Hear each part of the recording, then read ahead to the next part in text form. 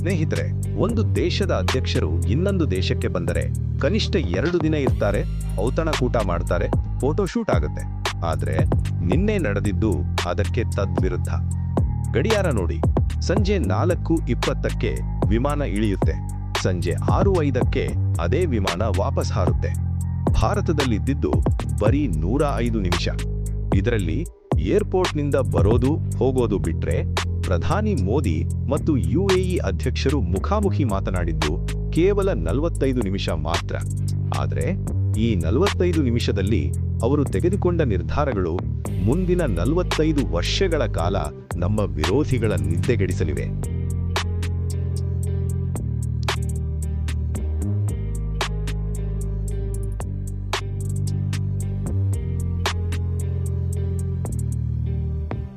ಹೌದು ಸ್ನೇಹಿತರೆ, ಕಥೆಯ ಅಸಲಿ ತಿರುವು ಇರೋದು ಇಲ್ಲೇ. UAE ಅಧ್ಯಕ್ಷರು ಇಷ್ಟು ಅರ್ಜೆಂಟಾಗಿ ಬಂದಿದ್ದು ಯಾಕೆ? ಉತ್ತರ ಭಯ.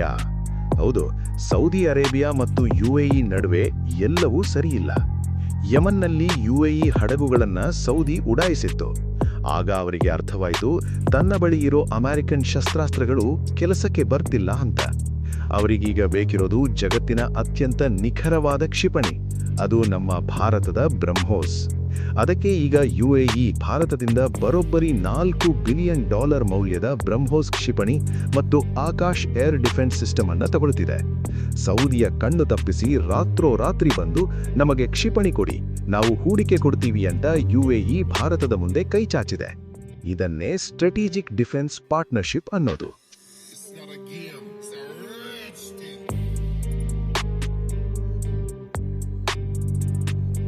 ಸ್ನೇಹಿತರೆ, ಬರೀ ಅಸ್ತ್ರ ಮಾತ್ರವಲ್ಲ, UAE ತನ್ನ ಭವಿಷ್ಯವನ್ನೇ ಭಾರತದ ಕೈಗಿಟ್ಟಿದೆ. ಒಂದೆಡೆ ಭಾರತದ ಊರ್ಜಾ ಭಾರತ್ ಕಂಪನಿ UAE ಮಣ್ಣಿನಲ್ಲಿ ತೈಲವನ್ನ ಹುಡುಕಿ ತೆಗೆದಿದೆ. UAEನಲ್ಲಿ ಇತ್ತೀಚೆಗೆ ದೊಡ್ಡ ಮಟ್ಟದ ತೈಲ ನಿಕ್ಷೇಪ ಸಿಕ್ಕಿದೆ. ಖುಷಿಯ ವಿಷಯ ಅಂದ್ರೆ ಇದನ್ನ ಆಪರೇಟ್ ಮಾಡ್ತಿರೋದು ನಮ್ಮ ಭಾರತ. ಹೌದು, ಊರ್ಜಾ ಭಾರತ್ ಪ್ರೈವೇಟ್ ಲಿಮಿಟೆಡ್ ಅನ್ನೋ ಕಂಪನಿ ಅಲ್ಲಿ ಲೈಟ್ ಆಯಿಲ್ ಹುಡುಕಿದೆ. ದಿನಕ್ಕೆ 4 ರಿಂದ 5 ಲಕ್ಷ ಬ್ಯಾರೆಲ್ ಆಯಿಲ್ ಸಿಗೋ ಚಾನ್ಸ್ ಇದೆ. ಇನ್ನೊಂದೆಡೆ ಅಮೆರಿಕವನ್ನ ಪಕ್ಕಕ್ಕೆ ತಳ್ಳಿ ತನ್ನ ಬಾಹ್ಯಾಕಾಶ ಯೋಜನೆಗಳನ್ನು ರೂಪಿಸಲು UAE ಭಾರತದ ಇಸ್ರೋಗೆ ಆಹ್ವಾನ ನೀಡಿದೆ. ತನ್ನ ಸ್ಪೇಸ್ ಇನ್ಫ್ರಾಸ್ಟ್ರಕ್ಚರ್ ಅಂದ್ರೆ ಬಾಹ್ಯಾಕಾಶ ವ್ಯವಸ್ಥೆಯನ್ನು ರೂಪಿಸಲು ಅಮೆರಿಕವನ್ನಲ್ಲ, ಭಾರತವನ್ನೇ ಕೇಳಿಕೊಂಡಿದೆ. ಭಾರತ ಅಲ್ಲಿ ಟ್ರೈನಿಂಗ್ ಫೆಸಿಲಿಟಿ ಮತ್ತು ಲಾಂಚ್ ಪ್ಯಾಡ್ಗಳನ್ನು ಡೆವಲಪ್ ಮಾಡಿಕೊಡಲಿದೆ. ಅಮೆರಿಕದಂತಹ ದೇಶಕ್ಕೆ ಇದು ದೊಡ್ಡ ಶಾಕ್. ಅಮೆರಿಕದಂತಹ ಸೂಪರ್ ಪವರ್ ದೇಶ ಖತಾರ್ ಮತ್ತು ಬಹರೇನ್ನಲ್ಲಿ ಅಡ್ಡ ಹಾಕಿಕೊಂಡು ಕುಳಿತಿದ್ರು UAE ನಂಬಿದ್ದು ಭಾರತವನ್ನ. ಇಷ್ಟೇ ಅಲ್ಲ ಸ್ನೇಹಿತರೆ, ಗುಜರಾತ್ನ ಧೋಲೇರಾದಲ್ಲಿ UAE ಹೂಡಿಕೆ ಮಾಡ್ತಿದೆ. ಅಲ್ಲಿ ಒಂದು green field port, international airport ಮತ್ತು ಇನ್ವೆಸ್ಟ್ಮೆಂಟ್ ಸೆಂಟರ್ ಬರ್ತಿದೆ. ಇದರಿಂದ ಭಾರತಕ್ಕೆ ಕೋಟ್ಯಾಂತರ ರೂಪಾಯಿ FDI ಹರಿದು ಬರಲಿದೆ.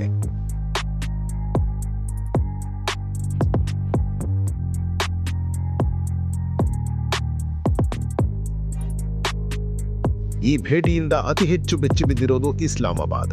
ಯಾಕೆ ಗೊತ್ತಾ? UAE ಮತ್ತು ಭಾರತದ ಈ ದೋಸ್ತಿಯಿಂದಾಗಿ ದುಬೈನಲ್ಲಿ ಅಡಗಿರೋ ಪಾಕಿಸ್ತಾನದ ಶ್ರೀಮಂತರ ಕರಾಳ ಬ್ಲ್ಯಾಕ್ ಮನಿ ಸಾಮ್ರಾಜ್ಯ ಈಗ ಭಾರತದ ರಾಡಾರ್ ಅಡಿಯಲ್ಲಿ ಬರಲಿದೆ. ಪಾಕಿಸ್ತಾನದ ಜನರಲ್ಗಳು, ರಾಜಕಾರಣಿಗಳ ಬೇನಾಮಿ ಆಸ್ತಿಗಳ ಗುಟ್ಟು ರಟ್ಟಾಗುವ ಭಯ ಶುರುವಾಗಿದೆ. ಅವರು ಇಸ್ಲಾಮಿಕ್ ಒಕ್ಕೂಟ ಅಂತ ಕನಸು ಕಾಣ್ತಿದ್ರು.